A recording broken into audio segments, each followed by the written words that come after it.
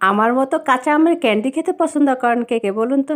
আমার বাসায় সবার খুব পছন্দ এই কাঁচা আমের ক্যান্ডিটা। আমার তো প্রতি বছরে সিজন আসলেই আমার এই ক্যান্ডিটা তৈরি করতে হয়। যাই হোক কিভাবে কি করলাম সেটা ছোট্ট করে আপনাদের সাথে শেয়ার করছি। প্রথমে আমি আম নিয়েছি, আমটাকে আমি চামড়া ফেলে দিয়ে একটু মোটা মোটা করে কেটে নিয়েছি। নেওয়ার পরে একটা পাতিলে আমি গরম পানি দিয়েছি, সেখানে আমি 2-3 ফোঁটা ইয়েলো ফুড কালার দিয়েছি। এটা সম্পূর্ণ অপশনাল, এটা জাস্ট কালারের জন্য দেওয়া হয়েছে। আগের থেকে আমি পানি গরম করে নিয়েছি, সেখানে আমি কাঁচা আমটা দিয়েছি, দিয়ে জাস্ট বলক আসা পর্যন্ত আমি অপেক্ষা করছি। তারপরে আমি বলকটা আসছে সাথে সাথে আমগুলো আমি পানি থেকে আলাদা করে নিয়েছি। তারপর একটা বাটি নিয়েছি, নিয়ে আমি এখানে চিনি দিয়েছি আর আম দিয়েছি, দিয়ে খুব ভালো করে মিক্স করে 3 থেকে 4 ঘন্টার জন্য আমি এটাকে ঢেকে রেখে দিয়েছি। এই কাজটা আম গরম গরম থাকা অবস্থায় আমার করতে হবে, তাহলে চিনিটা গলে আমের ভিতরে ঢুকে যাবে। 4 ঘন্টা পরে আমি একটা পাত্রের মধ্যে একটা একটা করে আম সুন্দর করে বিছিয়ে রোদ্রে দিয়ে দিয়েছি। 3 থেকে 4 দিন আমি এটাকে রোদ্রে দিয়েছি। রোদে শুকানোর পরে আমার আমটা দেখতে এরকম হয়েছে। এখন উপরে আমি একটু আইসিং সুগার ছিটিয়ে দিয়েছি, দিয়ে খুব ভালো করে মিক্স করে নিয়েছি। এভাবে করে আপনি একটা বক্সে রেখে দিবেন, রেখে পুরো বছর জুড়ে আপনি খেতে পারবেন। আর এটা যে এত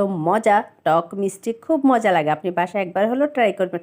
আমার এই রেসিপিটা আপনাদের কাছে কেমন লেগেছে সেটা কিন্তু অবশ্যই কমেন্টে লিখে জানিয়ে যাবেন। আর কাঁচা আম ফুরিয়ে যাওয়ার আগে ঝটপট করে একবার হলেও বাসায় তৈরি করে ফেলেন কাঁচা আমের এই ভীষণ মজার ক্যান্ডিটা। আর এই ভিডিওটা দেখার জন্য আপনাদের সবাইকে অসংখ্য অসংখ্য ধন্যবাদ। সবাই খুব ভালো থাকবেন, সুস্থ থাকবেন। আল্লাহ হাফেজ।